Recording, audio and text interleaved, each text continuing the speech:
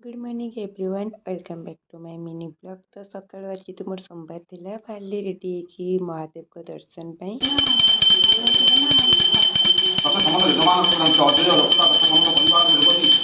दर्शन सारिकी मु बाहरली सबुदिन पर पुणी ऑफिस को आम मानकर तो बिना खाइबारे काम हुए आ खाइबा स्टार्ट होगा ता सहित भी काम और लंच रे आज आनी मु भात आ सोरिष मसला देकी बैगण आलू टमाटो आउे बड़ी पकड़ मोर तरकारी पचे सरीगला कि बड़ी पकड़ पूरा भूली जाइए बासन मजला जो मन पड़ा किंतु टेस्ट बहुत ही भल था।